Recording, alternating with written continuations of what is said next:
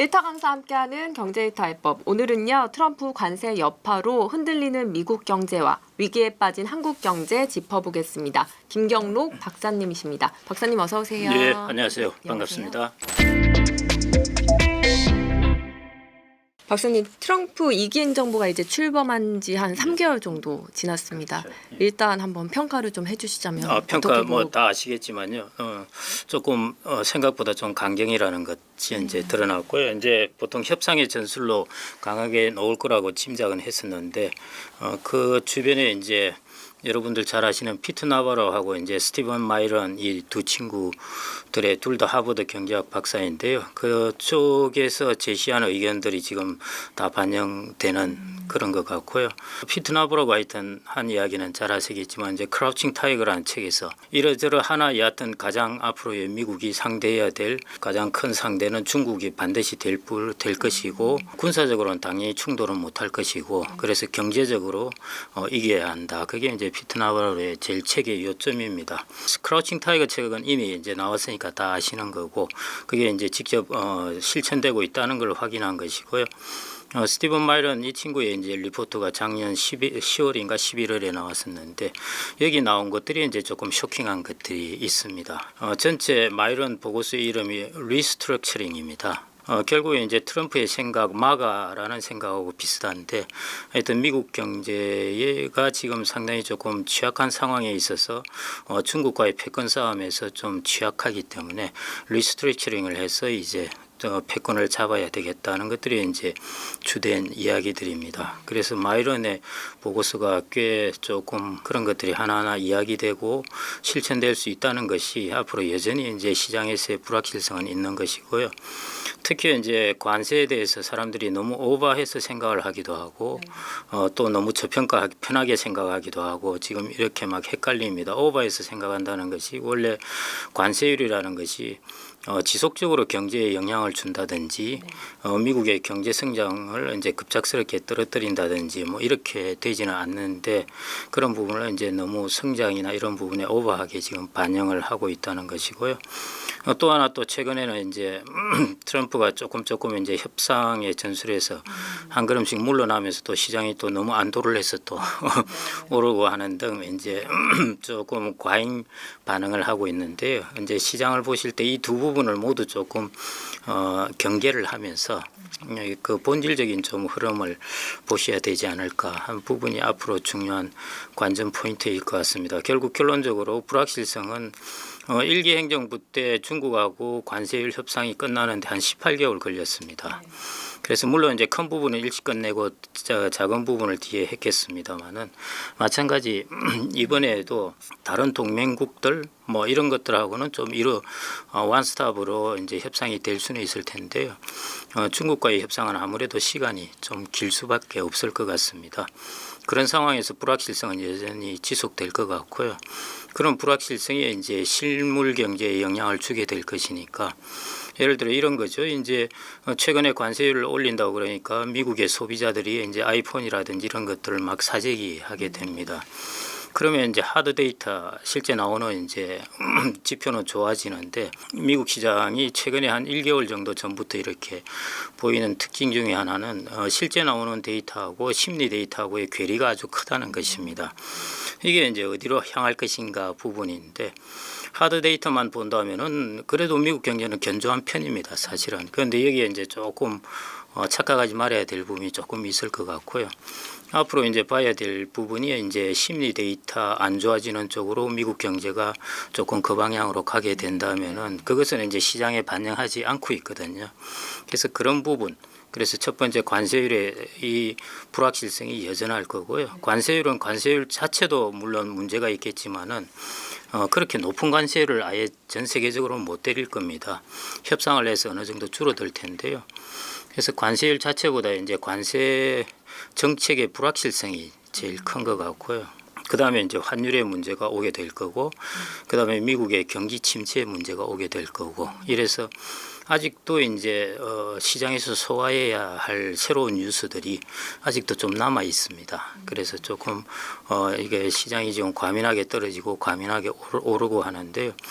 그 중심을 좀 잘 지키시고 봐야 될 때인 것 같습니다. 최근 트럼프 대통령이 이제 파월 의장을 좀 비판하면서 금리 인하를 좀 압박하고 있더라고요. 박사님이 보시기에는 지금 미국의 경제 상황에 실제로 좀 금리 인하가 필요할 정도로 침체 신호가 좀 나타나고 있다고 보시는지. 현재 신호는 전혀 아니죠. 물론요. 아까 말씀드렸듯이 이제 심리 지표가 좀 무너지고 있다는 것 이 정도인데요. 실제 이제 데이터로 확인된 바는 아닌 것이고 파월은 아시다시피 이제 미국의 경제 성장률을 이미 1.8인가 1.7인가 낮추었지 않습니까? 예, 그게 어느 정도 앞으로 어떻게 하겠다 하는 것들은 좀 보여준 것 같고요. 대체 이제 물가 상승률을 0.2%포인트인가 올렸죠. 전망치를 그렇게 수정을 했습니다. 그래서 이런 부분에서 이제 파월의 향후 방향을 알 수 있을 텐데요. 시장은 뭐 이런 것은 반영되어 있습니다. 그리고 이제 트럼프가 압박을 한다고 파월이 뭐 임기에 얼마 안 남았는데 뭐 항복하고 할 리는 없을 것 같고요. 시장에서 이제 보셔야 될 부분은 그 부분이 아니라 실제 생각보다도 이제 그 심리 데이터를 따라서 실제 고용 데이터라든지 소비 데이터가 좀 안 좋게 나타났을 때 지금 막 사재기 하고 나서 이제 더 살 게 없을 테니까요. 그때 이제 뚝 떨어질 때 부분 지금 대략 여러 증권사들 IB들 보고서를 보시면은 대략 한 40에서 한 75% 사이 정도를 이제 경기 침체 확률로 보고 있는데요. 그렇다면은 그런 신호가 나타난다면은 그래서 뭐 트럼프의 압박이 아니더라도 그것은 지금 한 3번 정도 할 거라고 대충은 이제 보고 있지 않습니까? 그런데 그거보다 그런 신호가 나타나면 이제 더 할 수도 있지 않을까 뭐 그렇게 보고 있습니다. 그래서 그거는 뭐 트럼프의 압박이라기보다는 전적으로 경제 데이터인데 소비자 물가지수는 대략 뭐 지금의 행보대로 예상대로 갈 것 같고요. 다만 제일 하여튼 지금 관심이 소프트 데이터가 나쁜 것을 하드 데이터가 따라가게 되는 것. 그 부분이 하반기에 연준의 움직임을 결정할 것 같습니다. 저는 그래서 아까 40에서 75% IB들은 그렇게 본다고 그랬는데요. 그래서 시장에서 생각하는 것보다는 조금 더 금리를 더 인하할 여지를 갖지 않을까 그렇게 보고 있습니다. 그럼 올해 하반기에는 조금 금리를 인하하는 방향으로 갈 것 같다고 예, 상반기 말이나 아마 하반기 초부터 인하가 시작되지 않을까 싶습니다. 사실 미중 관세 정책이 막 치킨 게임 양상을 보이다가 최근에 조금 협상 가능성이 조금씩 좀 보이더라고요. 뭐 자동차 부품에 대한 관세 면제를 좀 검토하고 있다 이런 보도도 나오고 트럼프 대통령이 조금 속도 조절에 나선 것 같다 이런 이야기도 있는데 이 부분에 대해서는 좀 어떻게 보실까요? 네, 그거는 뭐 145% 갔다가 뭐 245%까지도 올랐다가 이러는데 뭐 아시다시피 그 이상 올라가는 것은 의미가 없습니다.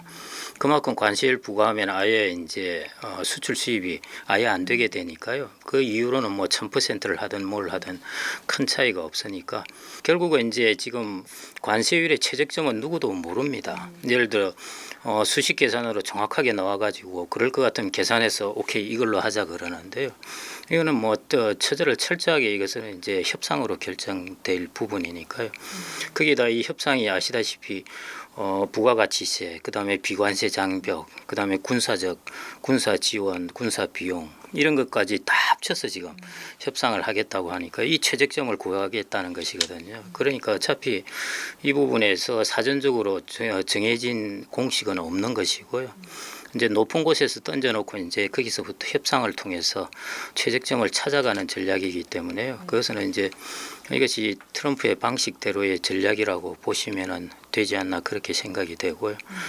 여러분들이 잘 아시지만 이제 맹수가 싸울 때 서로 이제 상대방을 죽이겠다고 생각하면은 그 힘이 센 쪽도 크게 다칩니다. 그건 뭐 두 나라가 다 알고 있을 거고요. 이전에 미국이 일본을 상대로 하고 해서 싸울 때 하고는 완전히 다른 양상이기 때문에요. 그렇게 서로 이제 저렇게 던져놓고 사실은 트럼프는 이번에 잘 아시겠지만은 관세율을 올리고 계속 백도어를 열어놓는다고 이야기를 했었습니다. 시진핑 보고 나한테 전화하라 뭐 이런 이야기가요. 이제 협상을 해 나가겠다는 것이죠. 예, 그래서 해 나가겠다는 것인데 제가 이제 빨리 끝나지 않는다고 보는 것은 일기 행정부 때도 중국이라는 나라고 할 때는 그래도 한 18개월 정도가 걸린 것이고요. 지금은 더더욱이 이제 중국이 그 사이에 또 많이 성장을 했습니다. 특히 최근에 나오는 배터리라든지 뭐 딥시크라든지 다양한 과학 기술 분야에서도 그랬었고요. 그래서 이 부분의 협상이 그렇게 빨리 끝나지는 않을 거라고 보고 있고요. 협상 당연히 관세율은 떨어질 텐데 협상이 마무리되는 것은 그렇게 빨리 된다고 보시기는 어려울 것 같고요. 좀 계속 이어지지 않을까 그렇게 보고 있습니다. 미국과 중국이 사실 팽팽히 맞서고 있는데 좀 오래 걸릴 것 같다고 방금 말씀을 또 해주셨지만 결말은 조금 어떻게 예상을 하고 계실까요? 결말은 저도 잘 모르는데요. 뭐 일기 행정부 때 이제 있었던 일을 보면은 결국은 이제 주변국들이 우리나라나 베트남이나 사실은 이제 더 큰 부분은 멕시코나 이제 캐나다, 베트남 이런 나라이겠죠. 중국이 또 우회 수출을 하는 것 이런 것들이 이제 협상이 이루어질 텐데. 이번에 이게 트럼프가 전체적으로 이런 리스트렉처링을 스티븐 마이런 생각을 따라서 하는 것들을 보면요. 이제 동맹국들 이야기는 나바라고 항상 이야기를 합니다. 미국 혼자만은 이제 못 싸우기 때문에 그리고 동맹국들이 어디냐고 하면은 나바로는 피트 나바로는 명확하게 동아시아 국가라고 이야기를 합니다. 한국, 일본 등등이라고 하는데 전체적으로 지금 미국이 재정 적자라든지 이런 부분에 체력이 약해져 있습니다. 중국과 싸우기에는요. 뭐 중국도 물론 체력은 탄탄한 편은 아닌데요. 그래서 이 체력을 이제 재정 적자 부분이 특히 이제 큰데 그래서 이제 주변 동맹국들과나 다른 나라로부터 일종의 세금을 이제 걷는 명목입니다. 관세. 그걸 걷어서 이제 자기들이 중국과 패권 싸움을 할 때 이제 활용을 하겠다는 그런 전략인 것 같고요. 그게 이제 스티븐 마이런의 보고서에서 잘 나타나고 있는데 이 친구가 사실은 여러 나라들이 달러 보유금을 갖고 있는 것이 우리들 입장에서는 저 친구들 달러를 자동차 한 대 살 때도 달러 찍어서 사면 되는데 그게 일종의 이제 세뇨리지 차익 그 주조 차익인 것이죠. 저 기축통화는 달러 찍어서 팔면은 실물을 살 수 있는데 어마어마한 주조 차익을 누리고 있는데 스티븐 마이런은 다르게 이야기를 해요. 우리가 세계적으로 기축통화를 가지고 세계 중앙은행처럼 역할을 하려다 보니까 비용이 너무 많이 든다는 것입니다. 그 비용이 많이 드니까 다른 나라들이 기축통화를 활용하고 있는 것에 대한 비용을 우리한테 내라는 것입니다. 그게 일종의 여러 나라들로부터 코스트 비용을 좀 받아가지고 그걸로 가지고 이제 패권 싸움을 하겠다는 뜻인 것 같고요. 그런 쪽으로 관세율은 뭐 그런 부분은 다른 나라들은 다 뭐 우리나라도 그렇고요. 관세 장벽, 비관세 장벽, 기타 다른 부분 우리나라 뭐 LNG, 군사 등등 있지 않습니까? 그걸 통화해서 결국 미국 쪽이 약간 플러스가 되겠죠. 그렇게 이제 동맹을 맺어갈 것 같고요. 뭐 미국과 중국도 뭐 마찬가지 관세율은 협상하고 거래를 해야 됩니다. 아시다시피. 예, 그래서 그것도 이제 이루어질 텐데 결국은 이제 결론은 이런 부분이죠. 관세율이 어떻게 되느냐 하는 부분은 사실은 지금처럼 이 정도의 관세율을 때려서는 세계 경제는 당연히 깔아앉습니다. 그러지는 않을 거고요. 그렇게 본다면은 관세율이라는 거 이 자체가 그렇게 큰 충격은 주지는 않습니다. 한 1년, 2년 단위로 볼 때는 이게 세상이 좀 시끄러운 것 같은데요. 일기 때 트럼프가 관세율을 올리고 또 잠잠히 잘 성장을 했거든요. 그처럼 적정한 선에서 타입되고 나서는 또 올라가 갈 겁니다. 그런데 이제 그 시기를 이제 불확실성을 좀 견디는 거하고 그다음에 두 번째는 이번에 이제 마이런이 리스트렉처링이라는 이제 표현을 썼듯이 미국이 이번 이 정책을 활용 씀으로써 인해서 과연 어느 정도 다시 성장할 수 있는 기반을 갖출지 이게 성공할지 실패할지를 지금 불확실한 거죠. 이게 그 부분은 저도 좀 두고 봐야 될 것 같습니다. 관세 불확실성 때문에 사실 미국 뉴욕 증시 대형 기술주 그룹이 일제히 좀 흔들리는 모습을 많이 보였거든요. 투자자들은 좀 어떤 전략을 세우면 좋을 거라고 생각해요? 일단은 이제 관세의 불확실성은 여전할 거고요. 잘 아시다시피 이제 제가 누차 말씀드렸습니다만은 관세율 자체는 그렇게 성장이 큰 문제는 아닌데요. 뭐 이런 겁니다. 반도체 공장을 지으려면 한 8년 정도 걸리는 것이고요. 이번에 현대차가 이제 가가지고 현대차는 이번에 수직 계열로 공장을 지어버리겠다는 것이지 않습니까? 그렇게 하려도 보통 4, 5년은 좋게 걸립니다. 그래서 이제 다들 하는 이야기가 이런 부분이죠. 이렇게 열심히 지어놨는데 나중에 갑자기 행정부가 바뀌면서 관세 정책이 바뀌면 어떡할까 하는 것이죠. 그것 때문에 이제 기업이 제일 이제 지금 두려운 것은 투자에서 불확실성입니다. 그럼 투자를 중단하고 이제 일시 잠깐 줄인다는 것이죠. 그럼 전체 이제 수요가 확 줄어들게 되니까요. 그래서 이 불확실성이 이제 경제에 영향을 줄 수밖에 없을 것 같습니다. 그래서 당분간 이런 부분은 조금 불확실성으로서 남아 있지 않을까 싶고요. 그러면 이제 일반적으로 투자자들은 어떻게 해야 될까 하는 부분인데 작년까지만 하더라도 이제 미국의 자산이 가장 하이 클래스에 속했습니다. 그런데 올해 들어서는 이제 미국 자산에 대한 불신이 좀 커졌죠. 거기다가 하반기 가면은 이제 달러 약세 이야기도 나오고 이럴 것이기 때문에요. 저는 이제 주식 자산 같은 경우에는 또 지금까지는 미국 자산이 당연히 좋았고 또 이 시기를 지나고 또 좋은 시기가 당연히 오기는 할 텐데요. 이 중간에 긴 기간 동안에는 조금 우리나라나 뭐 그다음에 인도나 중국이나 조금 분산하는 것도 전략이 아닌가 그렇게 생각이 됩니다.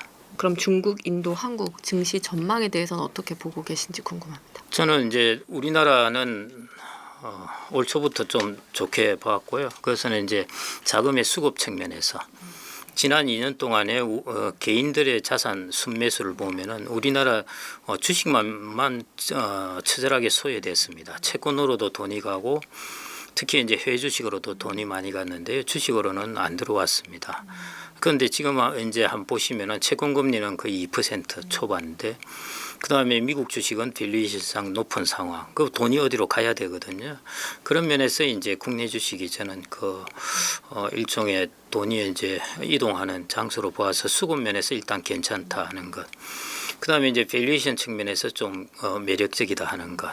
그다음에 이제 앞으로 일어날 일을 살펴본다면은 이미 우리나라 IMF에서도 그렇고 우리나라 성장률 1%로 이제 반토막을 전망을 내놨습니다. 그 전에 2%를 했다가 1%로 툭 내려버렸거든요.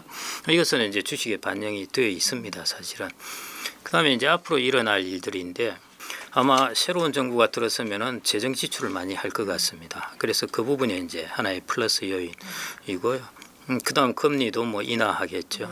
그래서 그런 부분이 주식시장에 약간 플러스 요인이 될 것 같고요. 또 하나는 이제 어떻게 진행할지는 모르겠습니다만은 아마 달러도 약세로 진행될 가능성이 크고요. 그런 면에서 이제 제일 먼저 보이는 것이 엔화에서 그런 부분이 보이고 있는데 그럼 원화가 이제 강세가 된다 하면은 외국 투자자 입장에서 이제 불확실성 하나가 줄어드는 것이죠.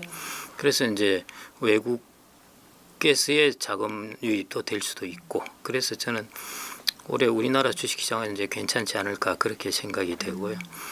근데 이제 앞으로 우리나라 미국 주식시장은 S&P 500 그냥 전체 미국의 500개 기업을 사도 수익률이 괜찮을 것 같은데 우리나라나 중국이나 인도 같은 경우에는 섹터나 종목을 하셔야 될 것 같습니다. 지수가 아니라요. 원래 개도국 주식시장은 항상 그래요. 우리나라는 선진국이면서 좀 다른 것이고요. 인도는 아시다시피 뭐 항상 좋다고 한다지만은 그 중에서 하이테크라든지 IT라든지 이런 섹터가 좋은 것이고 여전히 농업 인구가 많고 아직도 한 2,500달러 정도입니다. 1인당 GDP가. 그래서 제조업으로 성장하지 않으면은 빠른 속도로 성장하기가 어렵습니다. 그래서 어느 나라든지 빠른 속도로 성장한 나라들은 항상 제조업 강국이 된 다음에 그랬습니다. 그런데 이제 인도에 대해서 제조업 강국이 될 가능성이 별로 없으니까 오히려 제조업하지 말고 2차 산업을 뛰어넘고 3차 산업으로 바로 가라 이런 이야기를 하는데요. 그걸로 저 많은 인구를 먹여 살리기 쉽지 않습니다. 그래서 인도는 그런 부분에 있어서 이제 종목을 철저하게 잘 섹터나 종목을 선정해야 될 것 같고요. 뭐 중국도 마찬가지입니다. 개도국이나 이런 데 보시면은 은행의 역할이라는 것이 우리나라는 이제 선진국이 되었으니까 은행들이 이익도 많이 내고 배당도 주고 하는데요. 개도국에서 한창 성장할 때는 항상 이 부실채권이라는 문제가 생깁니다. 그런 것들을 이제 처리해 주는 것이 은행이거든요. 그래서 굳이 종합주가지수를 가질 이유가 없습니다. 그냥 그 중에서 탑을 달리면서 성장하는 그 섹터나 주식을 갖는 그런 식으로 자산 배분을 하시는 게 방법이 아닐까 싶습니다. 그리고 탑을 가지는 부분에 대해서는 최근에 CATL이라든지 딥시크라든지 이런 쪽에 보시면은 기술의 수준이 중국이 이미 많이 좋죠. 이제 우리를 앞섰다는 네. 것이 거의 뭐 몇 개 분야를 제외하고는요. 네. 그래서 그런 부분은 이제 이미 치고 나가지 않았나 이렇게 생각이 됩니다. 그래서 그런 분야는 주식의 섹터나 종목을 가지셔도 좋은 것이죠. 그렇게 투자를 하시면 좋을 것 같습니다. 오히려 그럼 이런 관세 정책의 영향으로 좀 수혜를 받는 업종이나 테마주 뭐 어디? 저도 그건 어떠실까요? 주식 전문가가 아니라서 저는 채권 쪽이라서 잘은 모르는데요. 뭐 여러분들 오늘도 주식시장 보시면 잘 아시겠지만은 아직 이것은 이제 중국하고 관세율이 결정이 안 됐으니까 안 드러난 것인데 결국 중국과 우리나라도 이제 경합을 하게 되지 않습니까? 그래서 중국의 관세율과 우리나라 관세율의 차이 여기에서 우리도 이제 베니핏을 얻을 수 있는 것이죠. 그래서 그런 부분을 이제 좀 찾아보는 것이고요.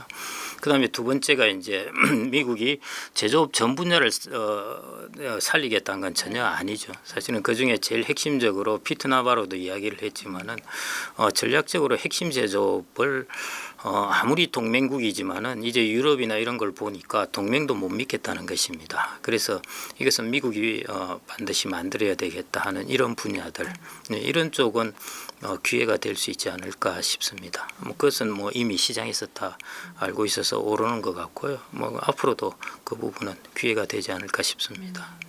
또 주식 시장이 워낙 불안정하다 보니까 뭐 금이나 비트코인 뭐 이렇게 대체 자산 비중을 늘려야 한다는 목소리도 좀 커지고 있더라고요. 현 시점에서 조금 안정적이고 효율적인 투자 포트폴리오는 어떻게 좀 생각하고 계실까요? 금은 제가 사실은 저는 자산운용에서 금을 별로 안 좋아해 가지고요. 금을 안 하고 있는데 제가 작년에 이제 세계 경제 불균형에 대해서 제가 이야기를 하면서 이런 말씀을 몇 번씩 드렸습니다. 그게 뭐냐 하면은 달러가 다른 통화에 대해서는 다 강세였죠. 지금도 그렇고요. 그런데 달러는 금하고 코인에 대해서는 약세였습니다. 일종의. 그 말은 뭐냐 하면은 전체 불안 지폐 정부가 발행하는 이제 피아트만이라고 그러죠. 법정 화폐에서는 달러가 왕이라는 것이죠. 여전히. 그런데 화폐 범위를 좀 더 넓혀 가지고 보니까 달러와 대체될 수 있는 금이나 코인에 대해서는 달러 그 가격이 오른다는 것은 달러가 약세라는 뜻이거든요. 그게 저는 이제 세계 경제 전체 불균형으로 좀 불안하다고 보았습니다. 결국 뭐냐면은 달러를 너무 많이 발행했다는 것이죠. 특히 이제 코로나19 때 재정적자, 미국 재정적자 그때 돈 엄청 풀었거든요. 돈만 풀면 괜찮은데 정부가 재정적자를 가져갔으니까요. 그런 부분을 통해서 기축통화를 너무 이제 많이 풀어버렸습니다. 그게 이제 금 가격이나 이런 쪽에 영향을 기본적으로 준 것 같고, 그 다음에 이제 우크라이나 전쟁 이런 것 때문에 미국이 그 금융시장망을 그때 통제하면서 달러 시스템에 대한 불신을 가져왔습니다. 그 말은 뭐냐면은 러시아에서 달러 자산을 팔고 싶어도 못 판 것이죠. 중국 입장에서 보면 얼마나 불안하겠습니까? 이렇게 많은 달러 자산을 갖고 있는데 여차하면은 우리가 대만을 침공했다면 이 자산이 모두 다 동결되겠구나 이런 생각을 하면은 금으로 다 바꾸는 거죠. 그런 것들이 이제 달러 자산에 대한 또 불신 이렇게 해서 지금 금 가격이 날아가고 있는 것 같고요. 최근에 이제 관세율 이것까지 감안해서 그래서 날아가고 있는 것 같은데요. 이것하고 비슷한 예가 이제 71년에 미국이 금 태환을 중지했습니다. 달러에 대해서. 그래서 달러를 가져와도 이제 금을 안 바꾸겠다는 것이죠. 그러면서 이제 달러 가치가 떨어졌습니다. 그걸 다른 말로 하면 금 가격이 치솟아 올라간 것이죠. 그리고 이제 70년대 잘 아시는 1, 2차 5.1 파동이 일어나면서 물가가 이제 치솟았습니다. 그러면서 아마 금 가격이 79년까지인가 해서 계속 올랐습니다. 거의 뭐 한 10년 정도 오른 셈이죠.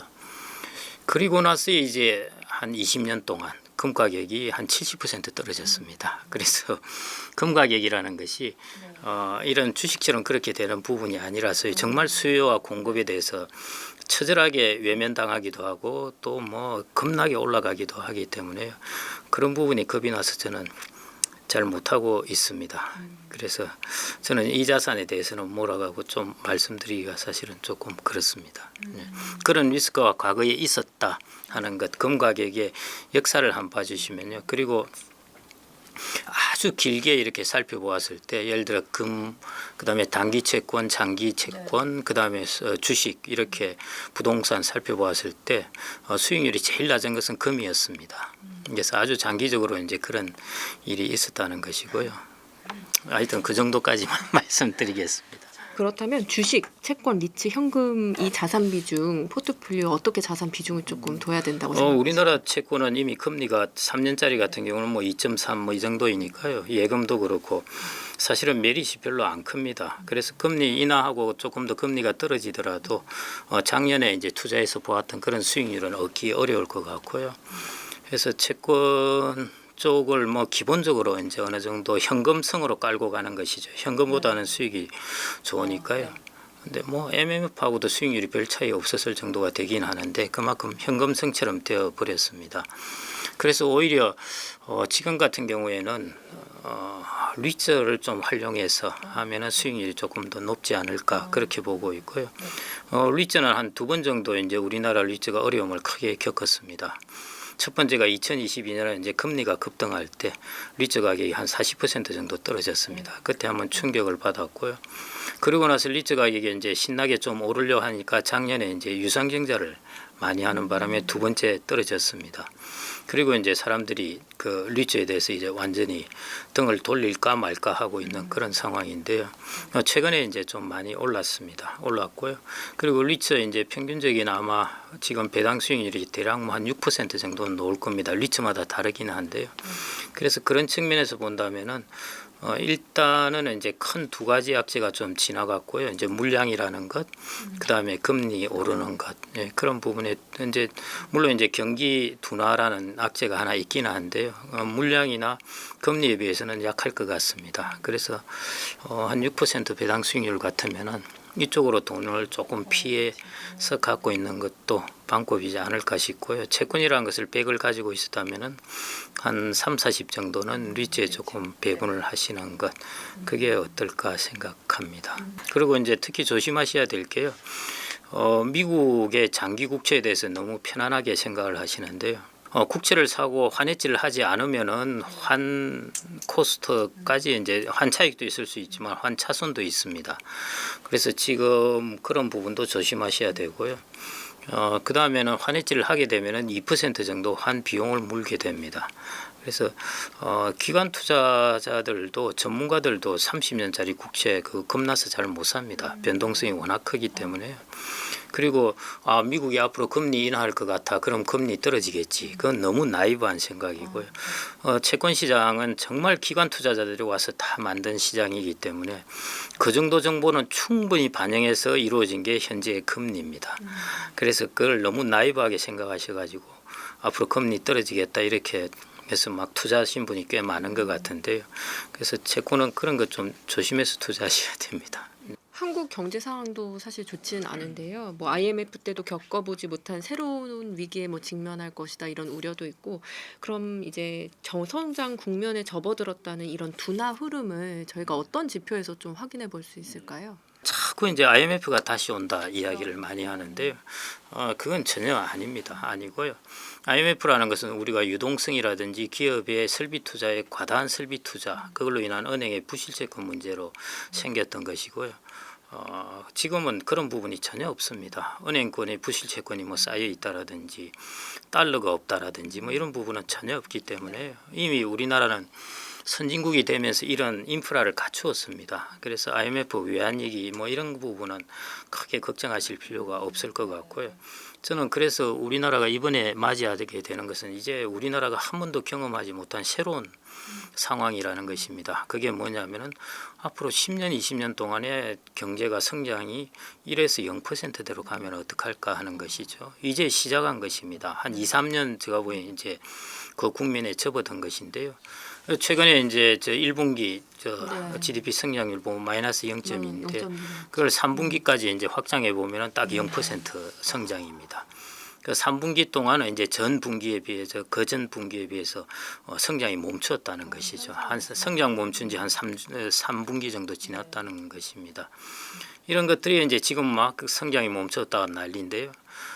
이런 일이 예를 들어 한 10년, 20년 지속된다면 어떻게 될까 하는 거죠. 그걸 이제 좀 고민을 해보셔야 되는 때인 것 같습니다. 그런 의미에서 우리나라가 경험하지 못한 이제 상황이라는 것이죠. 물론 저성장에 접어드는 것은 당연히 어느 나라나 저성장에 접어드는데요.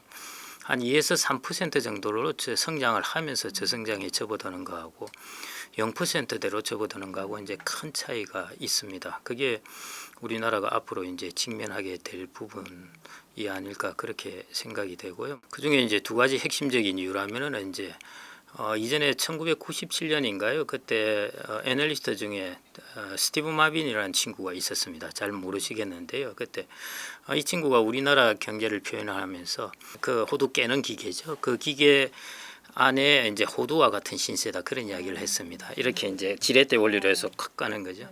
그 뭐냐면은 이제 저가 제품은 우리를 치고 오고 있고 우리가 가야 될 네. 고부가가 지역력은 아직도 경쟁력을 갖지 못하고 이 사이에 끼어서 확된다는 것이 그때 이제 유명한 리포트였습니다. 그러니까 사실은 그게 30년 전에 그런 이야기가 있었는데요. 그게 이제 지금 우리나라 상황이 된 것 같습니다. 그때 뭐 중국이라든지 우리나라를 따라올 나라가 별로 없었는데 이제는 중국이라는 나라가 어마어마한 물량이죠. 이걸 가지고 치고 들어오니까요. 밑에서 치고 오고 그다음에 위에 고부가가 지역력은 아직도 우리나라가 하이테크 성장 산업은 경쟁력을 확실히 갖지는 못했으니까요. 그래서 이 부분이 사실은 제일 큽니다. 크고 그다음에 이제 우리나라가 좀 살아난다 하더라도 인구 구조가 엄청나게 짓누르게 됩니다. 그래서 이 두 요인 때문에 기본적으로 우리나라가 조금 장기적으로 저성장 국면에 접어들고 IMF와는 또 다른 형태 모습이 되게 될 거고요. 이제 어떤 지표를 가지고 볼 수 있느냐? 최근에 이제 지표들 다 나왔고요. 이제 특히 이제 최근에 한 2년, 3년 정도는 이제 부동산에 돈이 최근 5년 동안 한 700조를 들어가는 바람에 그것 이제 처리하고 있는 과정입니다. 그래서 건설 투자가 계속 마이너스였는데요. 이제 최근 데이터 보면은 이제 그다음에 소비가 한 2년 동안 죽을 쓰고 있었고 이제 설비 투자도 최근 데이터 보면은 마이너스였습니다. 그래서 이제 수출을 제외하고는 총체적으로 다 이렇게 마이너스가 되었어요. 이런 데이터들을 조금 이게 너무 그리고 또 하나는 우리나라가 생산성 증가율도 계속 떨어지고 있습니다. 그래서 무엇 하나 지금 이제 돌파할 만한 것이 잘 보이지 않는 조금 그런 답답한 상황이 아닌가 싶고요. 그래서 경기가 사이클을 탄다고 그러면은 어떤 지표를 보고 변곡점을 찾을 수 있겠는데요. 지금은 사이클을 탄다기보다는 추세를 가는 것입니다. 일종의 가라앉는다고 표현을 해야 되죠. 이제 그런 쪽 추세라서 뭐 특별히 데이터가 뭐 어떻다기보다는 지속적으로 살아나지 못하는 데이터들이 이제 조금 지속되지 않을까 싶습니다. 최근 환율 변동성도 좀 커지고 가계부채 부담도 좀 늘고 있는데 앞서 아까 새 정부 이제 들어서면 금리를 인하할 것 같다고 좀 언급을 해주셔서 올 하반기 금리 전망에 대해서 한번 좀 뭐 새 정부 아니더라도요. 뭐 여러 하는 가지. 총재께서는 뭐 자기의 계획대로 이제 금리를 맞아요. 네. 인하를 할 트렌드에 거고요. 있다라고 예, 하셨더라고요. 트렌드로 하니까 이제 그 타이밍을 이제 볼 뿐인데 이미 경기의 심각성에 대해서는 뭐 여러 이전에도 이야기를 했었고 최근에는 더 심각성을 이야기했습니다. 그리고 KDI하고 이제 한국은행이 경제 수정 전망을 발표한 게 그게 KDI는 1.5로 내렸는데요. 그게 이번 2월달에 발표한 것이죠. 현재 그 관세 부분에 이 불확실성까지 감안하면은 IMF가 전망한 것처럼 이제 거의 1%대 초반 이런 쪽이 되게 되는 것이죠. 그래서 뭐 금리 인하는 뭐 최소 2번 정도는 확실하게 있지 않을까 싶고요. 이제 플러스 알파가 있겠죠. 뭐 그다음에 그렇게 좀 보고 있습니다. 아까 앞서 이제 1분기 성장률 이야기를 한번 했었는데 마이너스 0.2%가 나왔잖아요. 예상보다도 이렇게 경제가 더 부진했던 결정적인 요인을 박사님 어떻게 보고 계실까요? 1분기에 악재가 많았죠. 작년 12월에 이제 계엄하고 탄핵 정국에 들어서는 거 그게 충격이 꽤 컸습니다. 그게 자영업자나 이런 쪽의 경기에 꽤 영향을 주게 되었고 전체적으로 기업들의 불확실성도 이제 키워버리게 됐고요. 제가 작년에 이제 그 12월 3일 날 그 계엄 정국 이후에 보면은 출판사는 그때 완전히 그 이후에 울상이었습니다. 책이통 문제 팔리지가 않는다는 것이죠. 그것뿐이겠습니까? 이제 식당이나 이런 것도 마찬가지고요. 그 여파가 생각보다 조금 컸던 것 같고요. 안 그래도 이제 전체적으로 별로 좋지 않은 상황에서 그 여파가 때리게 되었던 것이고요. 그다음에 1분기 데이터입니다. 예, 트럼프가 자유의 날로 선언한 것이 4월 2일인데요. 그때부터 이 데이터는 이제 또 앞으로 2분기에 나타날 데이터들이니까요. 그러니까 트럼프가 관세 전쟁을 벌이기 전에 우리나라는 이미 마이너스 물론 분기니까 계절성을 따져야 되는 것이고요. 그냥 여하튼 그래도 3분기를 쭉 연속해서 본다면은 우리가 3분기 동안에 성장이 0%였다는 것이기 때문에 트럼프의 관세 전쟁 이전에 우리나라는 이미 그런 상황이 접어들었다는 것입니다. 그래서 그 부분을 좀 유의해서 보셔야 될 것 같고요. 이제 관세 전쟁 이후에는 아무래도 우리나라는 뭐 그래서 IMF도 올해 내년 보면은 우리나라 성장률을 애초에 전망했던 것보다 좀 낮췄지 않습니까? 예, 그래서 그런 부분은 계속 우리나라 성장률에 플러스 될 리는 없을 것 같습니다. 또 최근에 여전히 또 똘똘한 한 채에 대한 선호가 좀 강해지고 있는데요. 부동산이 가장 안정적이고 수익성이 높은 투자 수단으로 앞으로도 좀 유효할 것으로 보시는지. 이제 양극화라는 말을 떠나서 언론에 드디어 보니까 초양극화라는 이제 단어가 떠올랐던데요. 저는 초양극화가 맞을 것 같습니다.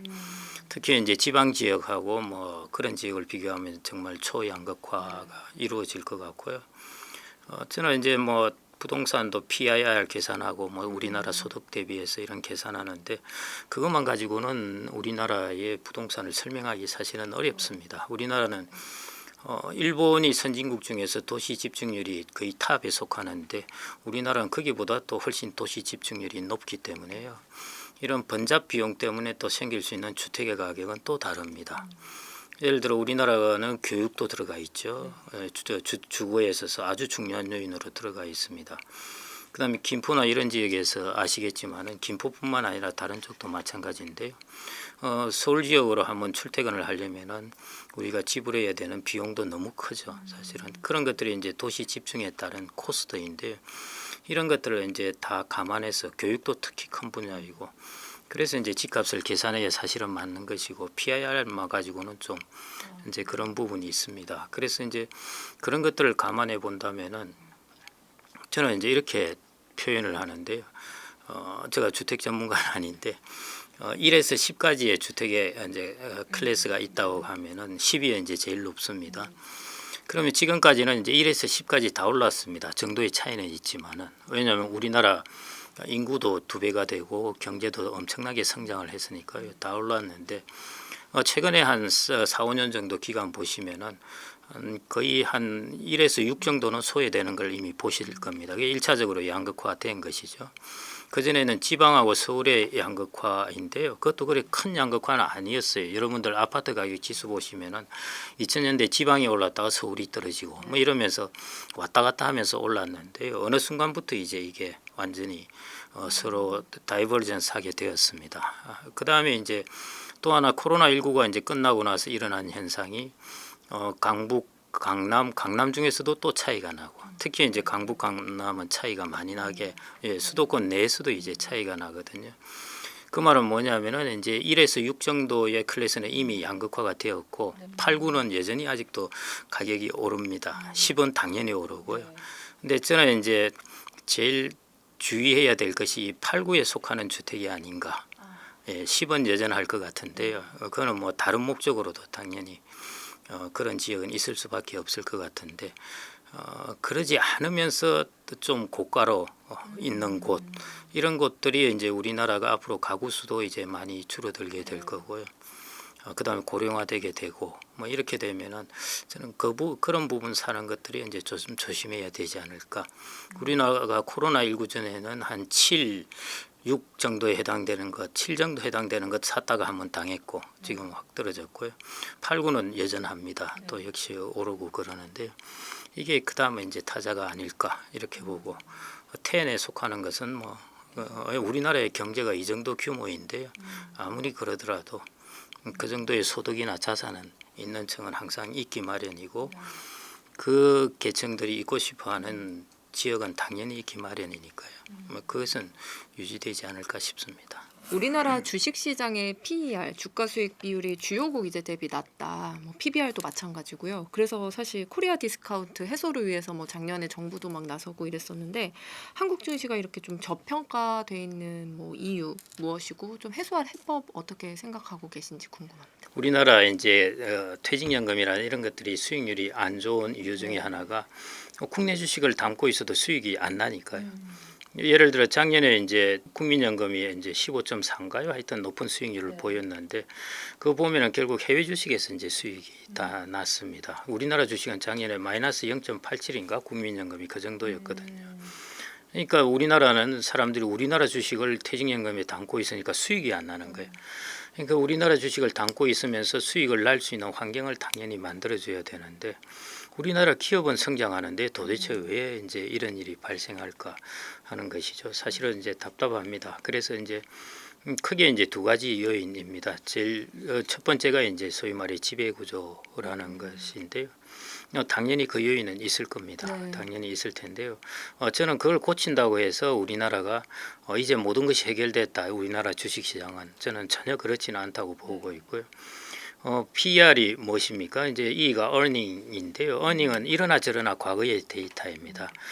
미래의 데이터를 아무리 forward earning을 한다고 그러더라도 우리가 그 미래의 데이터를 이제 알 수는 없는 것이고요. 대부분 과거의 데이터가 다 이제 이렇게 그 외삽적으로 연결돼서 이루어지는 것인데 그렇게 본다면은 earning은 이제 과거입니다. 그다음에 price 지금 현재 가격은 미래를 보고 시장에서 사람들이 결정을 한 것이죠.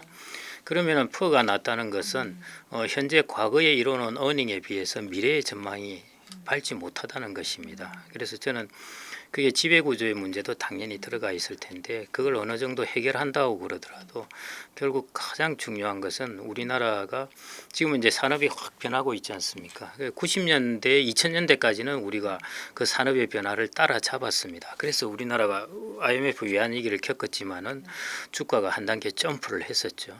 주식시장은 정직합니다.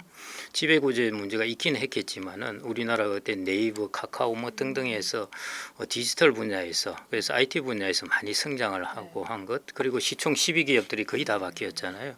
우리나라 주가가 올랐습니다. 그런데 오케이 여기까지는 올랐는데 앞으로 어떻게 할 거냐는 것이죠. 여러분들 가만 생각해 보시면은 안 보이는 것입니다. 그러니까 주가가 이렇게 되어 있는 것이죠. 그래서 퍼를 올리려면은 결국 우리나라가 지금 요즘 나오는 것이 이제 로봇, AI, 뭐 바이오라든지 이런 배터리도 거의 속해 있고요. 그 첨단 쪽 앞으로 우리나라 산업을 이끌어 나갈 고부가 가치 영역에서 경쟁력을 가지지 않으면은요 주가가 그렇게 한 단계 점프하기 저는 힘들다고 봅니다. 그래서 그 부분이 저는 가장 중요한 부분이고.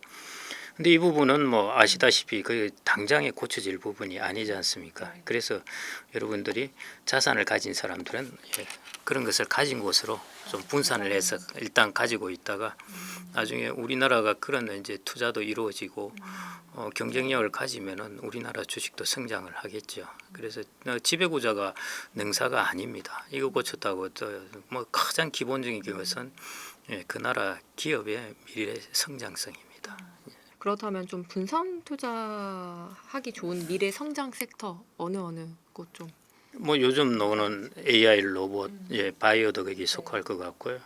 그다음에 디지털 헬스케어도 저는 뭐 여전히 고령화가 되기 때문에 그것도 괜찮을 것 같습니다. 그런 영역들이 저는 이제 이전에 책을 쓰면서 그 했던 영역이 이제 바이오 로봇 뭐 로봇 이퀄 저는 AI라고 보았거든요. AI 이퀄 로봇이고요.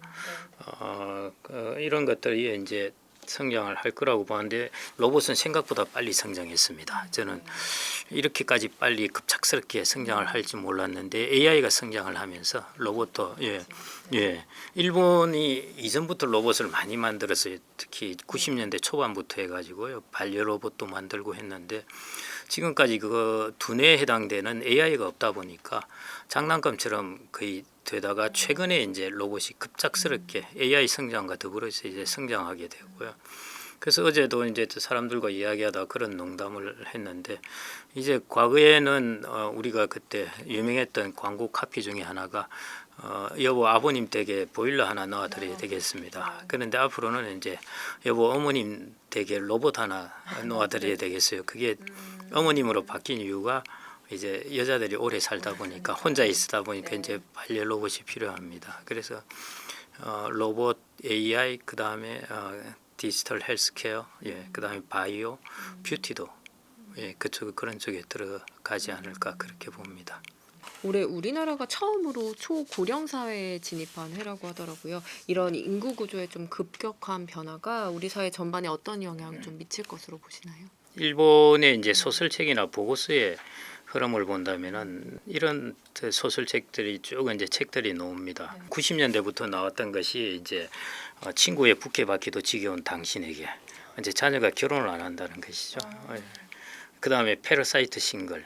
그래서 이제 부모하고 같이 기생하면서 산다는 것입니다. 그런 이야기들이 나왔었고요. 그 다음에 이제 신나리타 이혼이라고 황혼 이혼 문제 했는데 그 단계를 이제 좀 넘어서서 2000년대부터 시작해서 우리나라가 앞으로 이제 지금 정도 해당되는 시간입니다. 그때부터 나왔던 것들이 이제 폭주 노인, 고독사, 그 다음에 노후 파산, 하류 노인.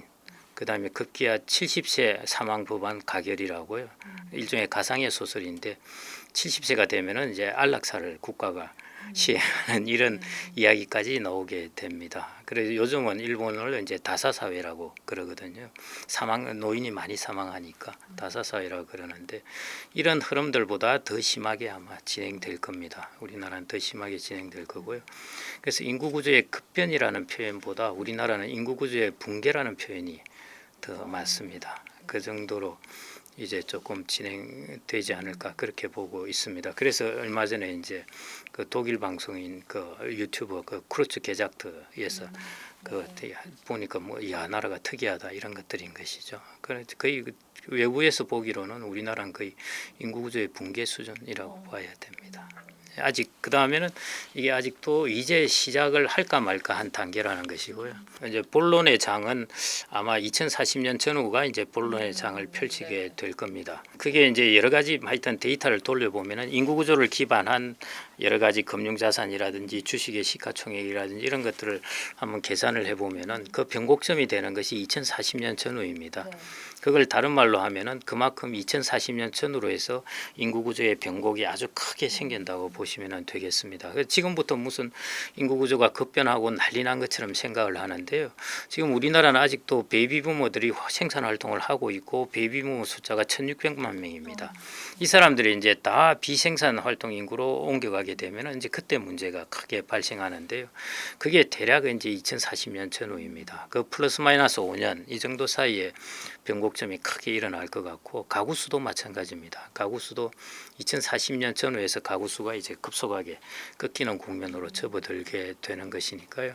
그래서 지금 제가 이제 본론에 들어선다는 것이 2040년 정도 전후 그때 되면은 이제 우리나라 인구 구조 붕괴의 본론의 장에 들어선다 이렇게 보시면 될 것 같고 그래서 이제 인구를 전공하시는 교수님들이 이제 그런 이야기를 하시는 게요. 앞으로 우리나라가 여기 인구 구조 붕괴에 대비할 수 있는 것이 10에서 15년 정도밖에 안 남았다.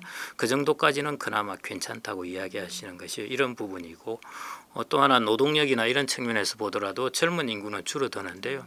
여전히 60대까지의 인구는 숫자가 아직도 많은 편입니다. 그래서 이런 것들이 적당하게 받쳐는 주고 있습니다. 물론 좀 떨어지기는 하는데요. 붕괴로 가지는 않은데요. 그런데 2040년 전후에서는 이제 그 받쳐줄 부분이 쑥 빠져버립니다. 그래서 그 부분을 좀 잘 보시면서 특히 이제 주택 시장이 그런 부분 영향을 많이 받겠죠. 퇴직을 앞두고 노후자금 설계로 이제 박사님을 찾는 분들도 좀 계실 것 같은데 실제 우리 사회 노년층의 경제 현실 현장에서 조금 접하신 사례 보면 분위기가 좀 어떨까요? 보통 다른 나라들이 한 60대 70대 넘어가면은 그 빈곤 그러니까 소득의 불평등도가 확 줄어듭니다. 왜냐하면 다 연금을 받다 보니까 그래서 오히려 불평등도가 줄어들게 되는데요. 우리나라 같은 경우에는 이제 그 불평등도가 줄어들긴 하는데 연금이 그렇게 충실하지 못합니다. 예. 여러 가지 이유가 있는데요. 뭐 간단하게 말씀드리면은 비교를 해보시면은 우리나라는 지금 베이비 부모들이 9% 보험료를 냈고요. 그 다음에 대략 한 25, 6년 이 정도 납입을 했을 겁니다. 평균적으로. 그런데 서구 사회 사람들은 한 18에서 25% 사이 정도는 평균적으로 보험료를 냈고 납입한 기간이 대략 36년입니다.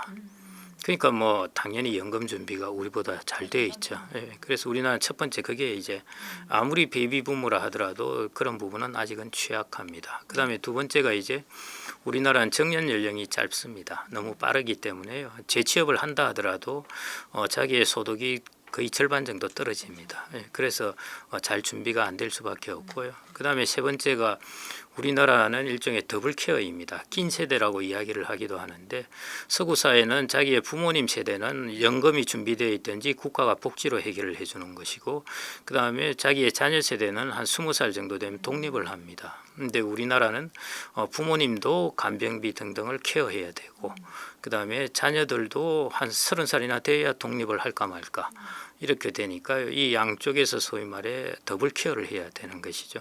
일본도 그런 상황에 직면해서 일본은 더블 케어라고 이제 표현을 하고 있고요. 우리나라는 이제 이 세대들을 낀 세대라고 이야기합니다. 그래서 이것 때문에 자기들이 준비를 한 이 베이비 부모들이 실질적으로 여기저기 양쪽에 지출을 하기 때문에 노후 준비가 잘 안 되어 있습니다. 그래서 우리나라의 노후 빈곤율이 지금 70대 이상에 비해서는 훨씬 빈곤율이 개선되긴 할 겁니다. 국민연금을 그래도 충실하게 받으니까요. 그렇긴 하지만은 서구 사회에 비해서는 여전히 어려운 모습이고 그 중에서도 소득이 특히 이제 일본의 노후 파산 하루 노인 이쪽에 이야기를 보면은 딱 세 가지 요인이 가장 영향을 줍니다. 첫째, 일본의 후생연금 일종의 우리나라의 국민연금인데요. 후생연금 준비가 안 되어 있는 사람, 그 다음에 자기 집이 없는 사람, 그 다음에 건강을 잃은 사람. 이 세 가지가 결합되면은 거의 노후 빈곤에 들어가게 됩니다. 그래서 이런 부분들을 이제 우리나라도 이제 연금, 이제 주택 이 정도만 잘 준비가 되면은 하는데요. 그게 이제 준비 안 된 분들은 조금 노후가 어려울 수밖에 없을 것 같습니다. 올해 18년 만에 국민연금 개혁안이 국회를 통과했는데요. 역대 세 번째 개혁이라고 하더라고요. 이번 개혁안의 내용과 방향성 좀 어떻게 평가하고 계실까요? 뭐 여당에서는 이제 되게 좀 불만스러워하죠. 왜냐하면은 9%에서 13% 올렸는데 소득 대체율도 40에서 43%로 올렸으니까요. 그렇지만 그래도 이걸로 인해서 우리나라 국민연금 적립금이 고갈되는 것을 일단 현재로서는 한 8년 정도는 늦추었습니다. 그리고 그게 첫 번째 이제 그래도 그 플러스 요인이고요. 그다음에 두 번째는 뭔가 여하튼 협의를 해서 개혁을 하나 했다는 것입니다. 그래서 저는 그 두 가지 측면에서는 일단 긍정적으로 평가합니다. 그다음에 이제 아직도 하지 못한 것이 이제 이미 연금을 받고 있는 사람들, 이 사람들의 소위 말해 이제 일본이나 서구 국가에서 하고 있는 이제 자동 안정 장치입니다. 이게 뭐냐 하면은 인구 구조나 경제 성장이나 이런 여러 가지 거시경제 변수를 감안했을 때 연금을 받는 것이 물가 상승률만큼 올라가는데 물가 상승률만큼 올리지 않고 거기서 일정 부분에 이제 마이너스를 한다는 것이죠. 예를 들어 3% 물가가 올랐으면은 1% 빼고 2%만 준다든지 하는 것이 이제 그 나라에 지탱할 수 있는 어떤 수준을 보면서 연금액을 조정하겠다는 것인데요. 그게 이야기는 되었었는데 전혀 테이블에서 깊이 토론이 되지 못하고 이제 빠졌습니다. 그래서 이제 추가적으로 들어갈 부분이 이런 부분이고요. 또 한 단계 이제 남은 것이 이제 구조개혁이 남아 있습니다. 국민연금과 기초연금을 어떻게 할 것인지 지금도 보시면 아시겠지만은 국민연금 열심히 넣어놨는데 이게 이것 때문에 내가 기초연금 제대로 받지 못한다. 뭐 이런 것들 이야기가 나오거든요. 그래서 기초연금이라는 것은 이전에 국민연금 가입하지 못했던 사람들을 대상으로 이제 주는 것이죠. 우리 이제 한참 선배분들. 그런데 이제 국민연금 가입한 사람들이 여기 이제 접어들게 되면서 이게 이제 문제가 생기는 겁니다. 그래서 이 부분을 이제 어떻게 통합을 할까 하는 부분이 있고요. 그 다음에는 이제 또 하나의 이슈가 국민연금을 크게 두 개로 나눈 것입니다. 하나는 국가에서 세금을 통해서 주는 기초연금. 그 다음에 하나는 정말 자기가 운용한 수익에서 그대로 받는 것, 소위 말해 국가가 뭐 보전하든지 그런지 않고요. 그건 이제 완전 적립식이라고 그러죠. 그래서 그런 방식으로 두 개를 분리해 놨을 때는 국가가 가지는 불확실성은 기초연금에 대한 재정 적자의 불확실성만 가지기 때문에 국가의 건전성 문제에서 훨씬 불확실성이 줄어든다는 것입니다. 그래서 그게 이제 모수계획이 아니고 구조계획이라는 것인데요. 그 부분의 이슈가 아직 남아 있습니다. 그다음에 모수계획에서는 여전히 국민연금, 공적연금 보험료율이 대략 18, 25%는 되기 때문에 우리나라는 13%에서 이제 끝난 것이 아니라요. 계속해서 올려가야 됩니다. 그래서 개혁의 그냥 첫 번째 우리가 단추라고 생각을 하고 앞으로 국민연금 개혁은 거의 상설화되어 가지고요. 개혁이 계속 이루어져야 됩니다. 은퇴 후에 1인 가구, 2인 가구 기준 최소한의 안정적 생활을 위해 필요한 생활비 규모 어떻게 보고 계실까요? 평균적으로는 대략 서울 지역의 2인 가구를 중심으로 한다면 소득으로 감안하면 지출 금액이 아니라요. 소득 금액으로 본다면 대략 350만 원 정도 소득으로 나옵니다. 서울 지역은요.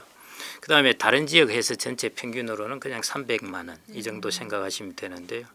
제가 왜 이제 이런 부분이 정확성이 떨어진다고 그러냐 하면은 개인마다 라이프 패턴이 너무 다릅니다. 그렇기 때문에 자기의 지출 정도가 다르기 때문에 이 평균이 중간에 다 집중되어 있는 것은 괜찮은데 이게 상황에 따라서 천양지차라는 것입니다. 예를 들어 내가 아프냐 아프지 않느냐에 따라서 생활비가 크게 차이가 나거든요.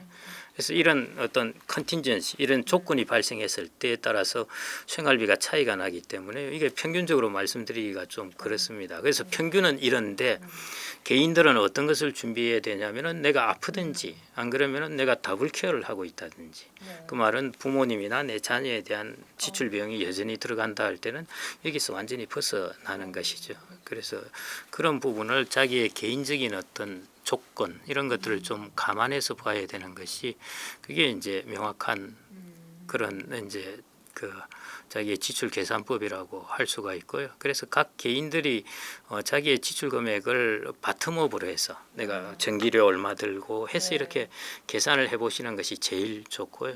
그다음에 일반적으로 서구 사회 같은 경우는 자기 퇴직하기 직전 소득의 한 60, 70% 이 정도를 보통 적정하다고 생각을 하고 있습니다. 그래서 뭐 그런 쪽으로 일반적으로 계산해서 보는 것인데 그 자기 워낙 개인의 특성에 따라서 달라지기 때문에 제가 이걸 가지고 여러분들이 벤치마크를 삼아라고 말씀드리기가 어렵습니다. 다만 전체 국민연금연구원에서 서베이를 해보니까 응답을 한 사람들이 대략 지출 기준으로는 330, 그걸 세금을 감안해서 소득으로 본다면 한 350 이 정도가 서울 지역의 부부 기준 적정 생활비다 이렇게 보시면 되겠습니다. 그럼 좀 세대별로 현실적인 노후 준비와 연금 계획 어떤 방식이 좀 적합할지. 일단 50대 지금 베이비 부모들이죠. 베이비 부모들의 어떤 직장이나 이 사람들의 경로를 지금 30대, 40대는 보실 필요가 없을 것 같고요. 세상이 이제 그만큼 많이 달라진다는 것입니다. 벌써 정년 65세 이야기도 나오는데요. 아마 뭐 전국적으로는 정년이 지금 이 30대 분들은 정년 70대 시대 뭐 이렇게 접어들게 될 겁니다.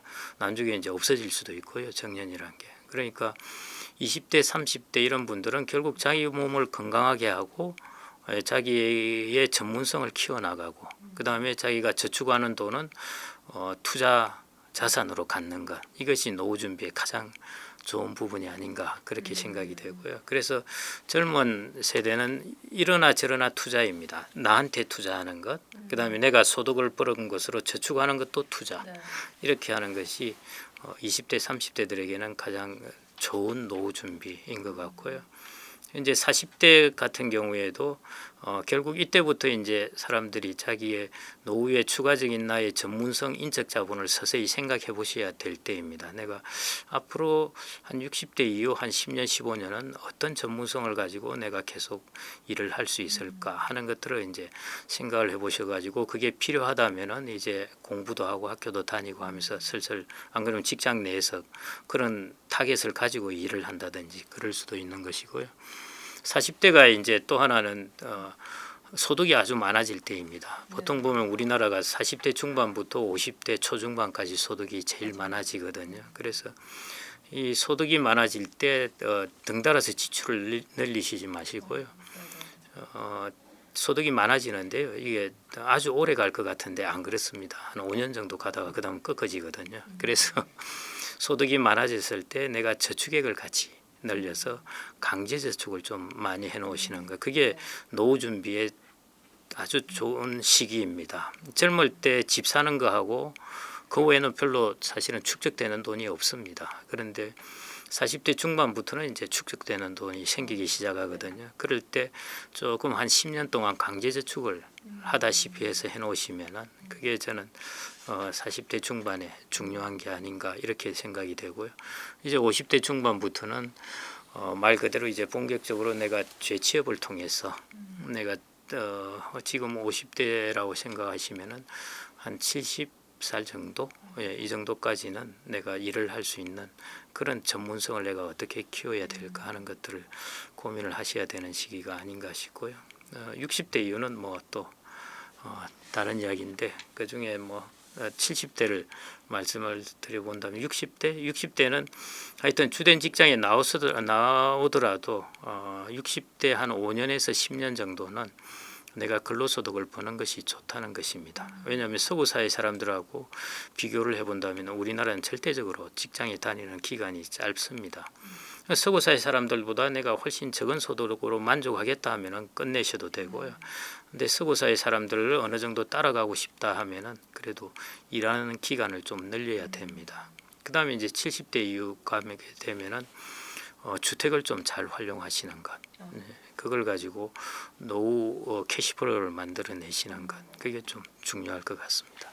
은퇴 후에는 이제 뭐 자식도 결혼시키고 이러면서 주택 형태도 조금 바뀔 수 있을 것 같은데 안정적인 주거를 위해서 조금 고려할 조건, 추천 주거 형태 어떤 게 있어요? 현재 안정적인 주거라는 거, 안정적인 주거라 하면은 뭐 그 집에 사는 게 제일 좋은데요. 예, 그게 아니라 이제 저는 오히려 최적점을 찾아야 되는 시기인데요. 그 말은 주거에서 내가 캐시플로우를 만들어내면서 어느 정도 안정적인 주거를 하려면 어떻게 해야 되는가 이것이 이제 제일 중요한 시기인 것 같습니다. 그래서 뭐 언제 이런 이야기도 하셨는데 예를 들어 강남에 있는 집이면 팔고 나가는 선택권 하나, 좀 더 싼 곳으로 나가는 것. 그 다음에 자녀와 일종의 캐시플로우 스왑을 하는 것. 뭐냐 하면은 이제 강남에 집이 있는데 저거 한번 떠나면 다시 못 살 것 같아. 우리 자녀가 이게 나중에 살아야 되겠다 하면은 그러면은 그 용돈을 받고 나중에 죽을 때 이걸 물려주는 그게 일종의 이제 자산과 현금 흐름의 수합이잖아요. 이제 사적 계약을 맺어가지고 그거 나중에 죽을 때 내 줄게 대신 너 나한테 용돈을 주라 이렇게 하는 것이면 이제 나오지 않고 유지하는 것 그것도 이제 선택의 방법입니다.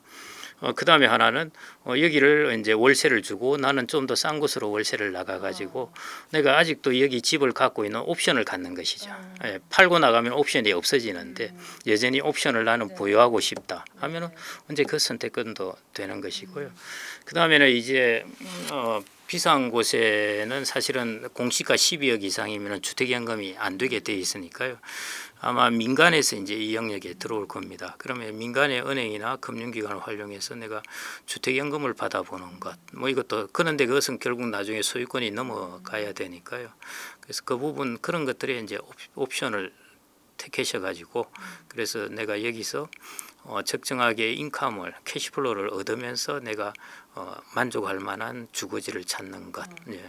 그래서 선호에 따라 다릅니다. 내가 이 집이 아까 말씀드렸듯이 그냥 나가서 나는 옮겨서 살겠다. 그리고 옮겨서 조금 더 공시가 12억 집을 주택연금까지 받으면은 그러면은 내가 차익도 생기고 주택연금도 생기고 이러니까 나는 이 길을 택하겠다 하시는 분이 있고요. 그거는 이제 옵션을 버리는 것이죠. 그 이제 여기 사는 것에 옵션을 버리는 것이고 옵션을 계속 갖고 싶다면 아까 말씀드렸듯이 여기 월세 주고 예, 밖에 나가서 자기가 뭐 전월세를 살고 뭐 이거 이제 이런 선택을 이제 좀 고민해 보셔야 되지 않을까 싶습니다. 제 주변에서도 실제로 한남동에 아주 70억짜리 집을 갖고 있다가 갑자기 소득이 끊기는 바람에 용산 쪽으로 옮기면서 그 차익을 이제 이렇게 취했더니 훨씬 이제 나아졌다는 것이죠. 물론 그것 때문에 가족한테 많은 원성을 듣고 있답니다. 아직도 그러면 안 되는데요. 뭐 하여튼 뭐 이제 가족들이 창피해서 나 못 다니겠다, 뭐 한남동에 산다다가 뭐 이러는데요. 이런 부분들을 다 감안해서 예, 방금 질문하신 대로요. 저 주택 부분에서 내가 어떤 초이스를 할 것인가 하는 것도 노후 준비에서 중요한 부분인 것 같습니다. 주택 연금을 좀 고려하는 분들도 좀 늘어나고 있는데 이용 시 유의해야 할 조건 좀 설명해 주시고 원금 활용에 좀 유리한 주택 조건이나 형태 있으면 함께 좀 설명해 주세요. 주택연금은 일단 가입 조건, 가입 자격이 되려면은 공시가 기준 12억 이하여야 됩니다. 시가로 한 17, 8억 정도까지 된다는 것이고요.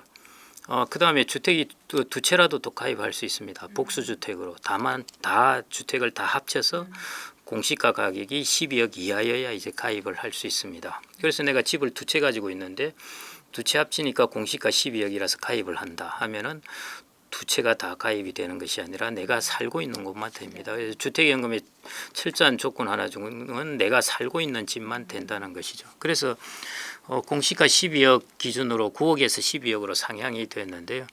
이렇게 되면서 기회가 늘어난 것이 내가 예를 들어 수도권에 집을 하나 갖고 있고 서울에도 집을 갖고 있다.